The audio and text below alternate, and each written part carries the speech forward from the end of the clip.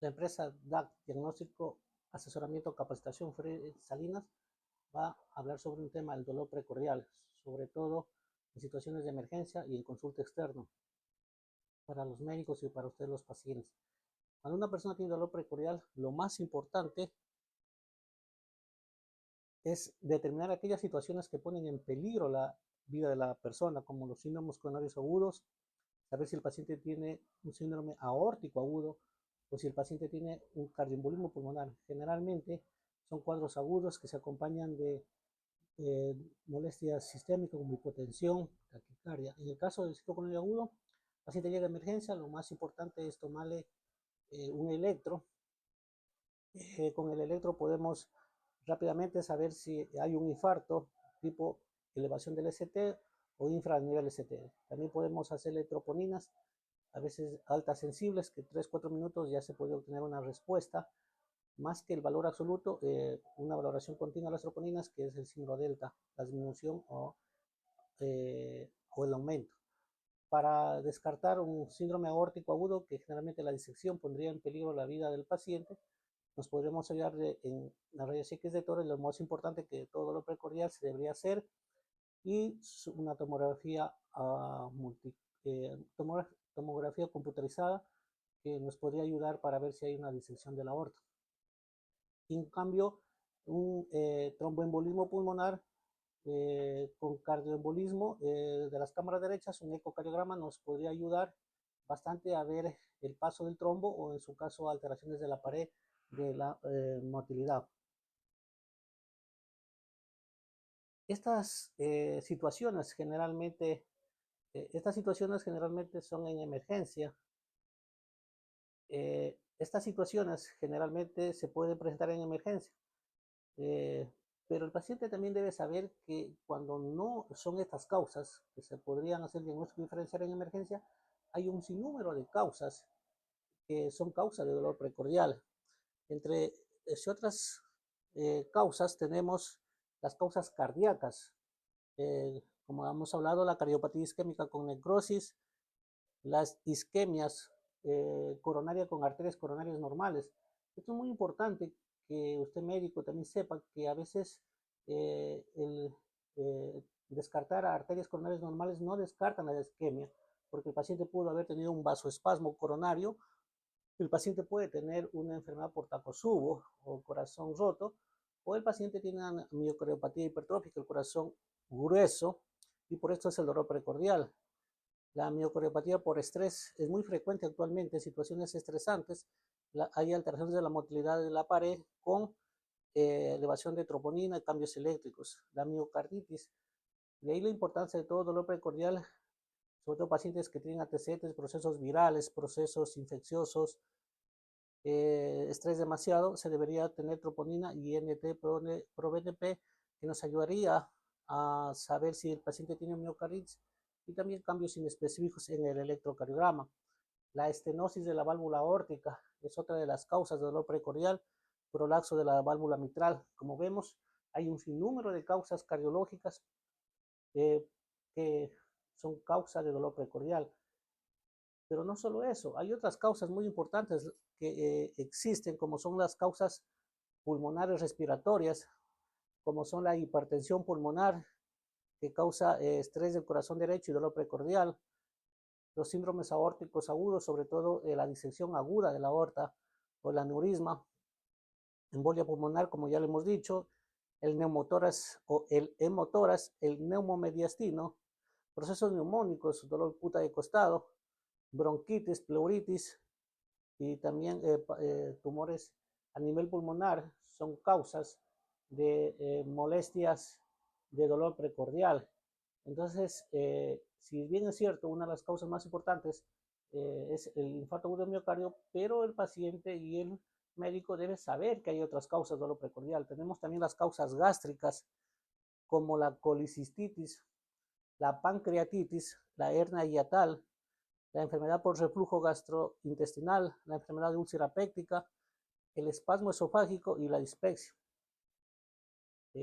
Son causas. Y tenemos por último unas causas que se llaman musculoesqueléticas, como la costocondritis, el trauma, infección por herpes. Es muy frecuente que que los pacientes consultan por dolor precordial y cuando se ve a tener secuelas de lesiones herpéticas, el herpes zóster, radiculopatía, uno se le está haciendo el electro o el ecocardiograma y tienen mucha sensibilidad para el dolor, pacientes sobre todo diabéticos, la fibromialgia, enfermedades de las mamas, fractura de costilla y prolapso de disco intervertebral también son causas de dolor precordial. Psicológicas, no nos olvidemos que cuando usted ya le hace todo un stock de exámenes, batería de exámenes para descartar cardiopatía isquémica y la persona aún sigue con dolor precordial, hay las causas psicológicas que son trastornos de pánico, la ansiedad, la depresión y trastornos de somatización. Y por último, síndrome de hiperventilación, pacientes que respiran mucho, intoxicación por monóxido de carbono, síndrome post-COVID, es muy frecuente que los pacientes que tuvieron COVID generalmente quedan con dolor precordial, envenenamiento por plomo y síndrome de salida del tórax. Esto en cuanto a las causas. Entonces, cuando estamos con un paciente con dolor precordial y hemos descartado las causas agudas, tenemos que tener en mente qué protocolo le vamos a hacer, qué exámenes le vamos a pedir al paciente para diagnosticar si ese dolor precordial es de origen coronario o es de otras causas. Entonces, en esto tenemos exámenes que solo determinan la anatomía de las arterias coronarias y hay otros exámenes que determinan la función, la fisiología del corazón. Entonces, en los exámenes que determinan la anatomía, tenemos la angiografía coronaria, pero la angiografía coronaria no se le puede hacer a todo el mundo, solo a aquellos pacientes que están con síndrome del coronario agudo, aquellos pacientes que demuestren una rotura de una placa con supra e infranivel ST, alteraciones de la motilidad, síndrome delta de la troponina, son los que se debería hacer una angiografía coronaria o la también llamada cinecoreografía, ya que no solo nos daría el diagnóstico, sino también resolver el problema que se pudiera encontrar a través de la angioplastía y colocación de stent. Pero como dije, no a todo el mundo se le puede hacer este examen. Otras causas que se podría hacer la cinecoronografía es cuando la angina, a pesar de un tratamiento intensivo con estatinas de alta intensidad, con medicamentos que ayudan al consumo de los nutrientes adecuados como la trimetacidina, betabloqueantes, el paciente sigue con dolor precordial, se lo podría hacer una angiografía. Y en situaciones que los exámenes son contradictorios. Pero usted debe saber que la angiografía, en primer lugar, tiene un precio demasiado excesivo, no está a disponibilidad y es poco disponible la accesibilidad. Además, debe saber que todos los exámenes o estudios que se han hecho se comparan con la angiografía coronaria, que se lo considera patrón de oro. Entre otras de las pruebas anatómicas, tenemos pruebas no invasivas. Uno de los problemas que tiene la angiografía o la cineconografía es que solo describe lo que ve el médico que está haciendo el examen y generalmente no reporta el remodelamiento de la placa. O sea, el paciente puede tener una placa, pero se remodeló la pared del vaso, compensó, como esto ya lo describió Grago y colaboradores. Entonces, no determina también el flujo de reserva miocárdica.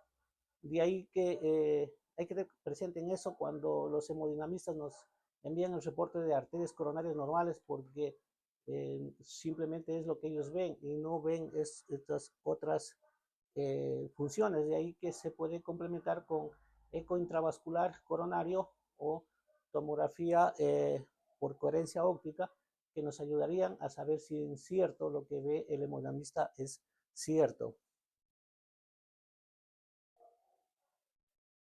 Usted también tiene que saber que la angiografía en realidad no existe una contraindicación absoluta para no hacerla, solo las que hay son contraindicaciones relativas como alergia a los medios de contraste, la accidente cerebrovascular reciente, anemia grave o sangrado en curso, insuficiencia cardíaca descompensada, pacientes embarazados por las mujeres embarazadas por la radiación e incapacidad del paciente para cooperar. También aquí falta la insuficiencia renal crónica, ya que el uso de contraste podría agravar esta situación.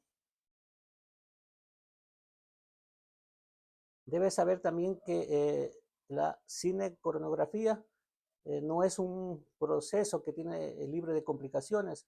Puede producir infarto de miocardio, disección de la aorta, derrame pericárdico, accidente cerebrovascular, muerte, insuficiencia renal.